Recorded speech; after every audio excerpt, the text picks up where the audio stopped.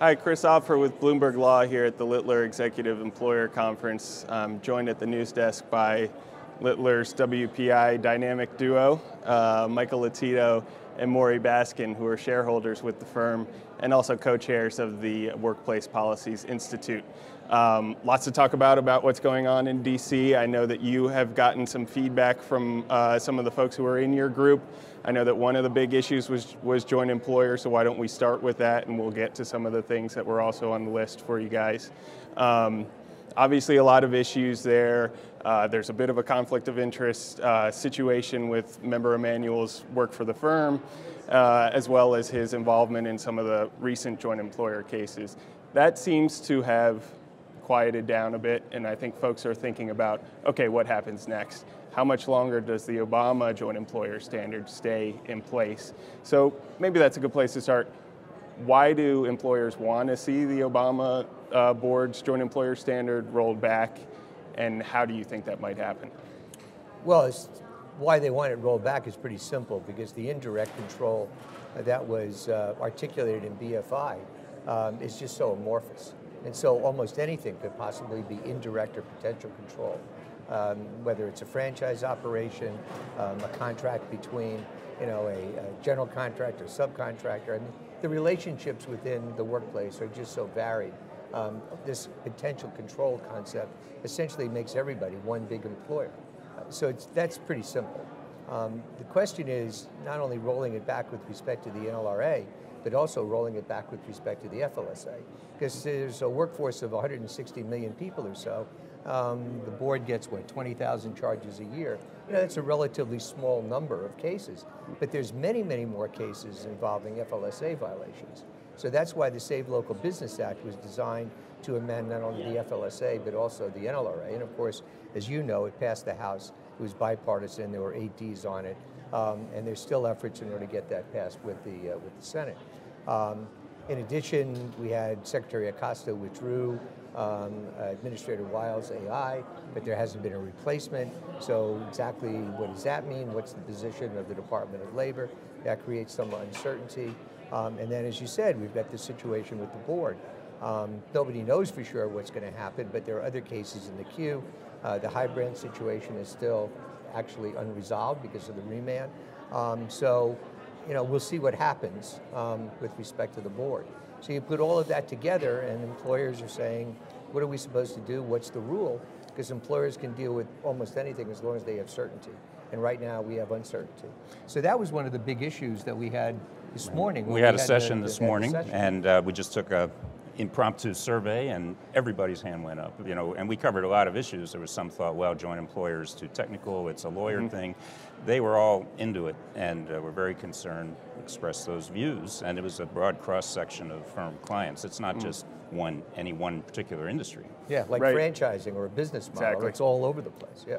So most likely scenario from a board perspective, do you think it's that they go back to High-Brand and try to take another crack at that, or do they pick up a new case that's maybe going through the works right now? It could be one or the other. One way or the other, it will happen, we believe. That the BFI standard was unworkable when it was written, and there's broad recognition of that. There is a Republican majority on the board, and they're going to, we think, get it done. Anyway, they should get it done one way or the other. It seems unlikely. And don't forget the DC Circuit, which is sitting on. And you still have the BFI, right. Could well overturn or deny enforcement to BFI anyway. Correct. But they're waiting for the board to act, and the board should act. But that may only get you to 2021, because if you have a change in who's ever in the White House, go from an R to a D, and all of the things that happen there, you could be right back to the BFI, which is why the legislative solution is the one that makes the most amount of sense. And the problem there, of course, is getting 60 votes in the Senate. The problem is getting 60 votes in the Senate. And I mean, we got 8 votes in the House, which was, amazing number from a bipartisan, 8 Dems in the House. And we're still working with respect to the Senate, and there is some interest there. I mean, there's a number of senators who get it, who understand that this is, as the statute, it's the Save Local Business Act. It's not change the joint employer test, it's the Save Local Business. And there's a lot of interest in that, and we're still having some good conversations with people. Maury, so the other one on the list, it sounded like, was overtime. A lot of uncertainty there. What should employers know?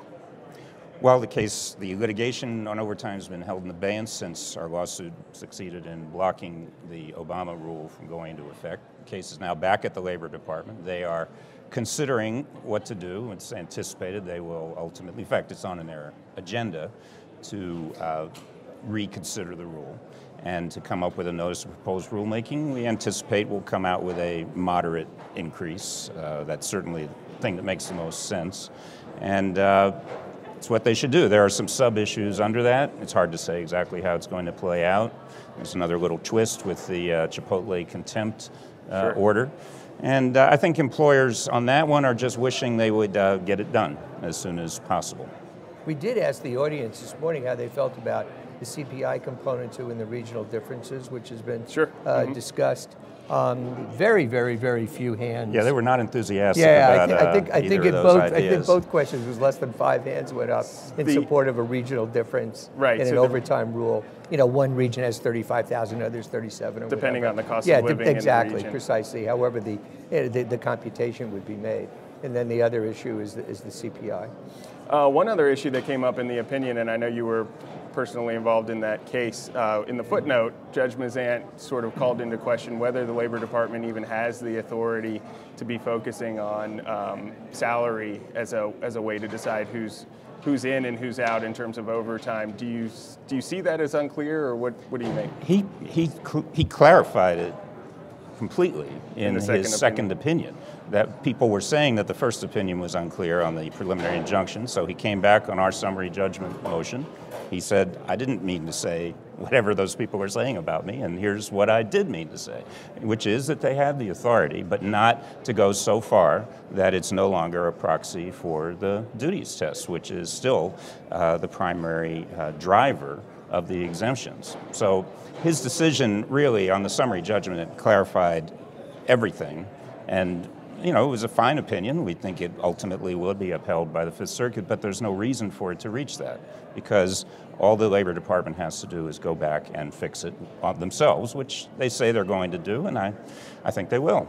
I want to wrap up with there's been some, I think, the business community isn't exactly happy with the pace of some of these things, whether it's overtime or other things that they'd like to see undone from the Obama era. Michael, what are you seeing in D.C. in terms of will this pick up as political appointees come on board at the DOL and elsewhere?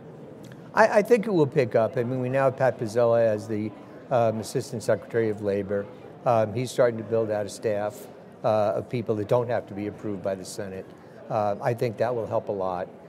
It would be great if we have a wage and hour administrator. I don't know whether or not the 30-hour rule going to an 8-hour rule, if the Senate adopts the 8-hour rule with respect to the amount of time they can devote to people, is really going to change things or not. I'm somewhat skeptical about that. But you know, not only are people policy, as Ronald Reagan once said, but you need people to implement. And you don't have a lot of people in critical positions to implement. And that makes it very, very, very difficult. And I understand the administration has the prioritization with respect to judges. You know, if you have a 50-year-old judge who might serve for 20 or 25 years, and you have somebody who might serve for a couple of years as a wage and hour administrator, I totally get it. I understand it.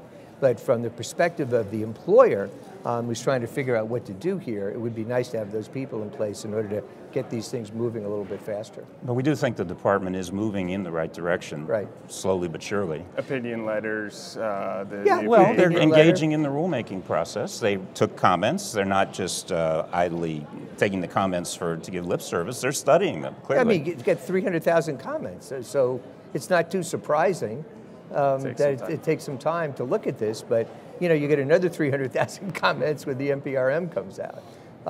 Nobody will be able to say that people haven't had an opportunity to talk about this rule by the time we get a final rule. Fair enough. I think we got to leave it there, but thank you guys for joining us, and we'll be following these as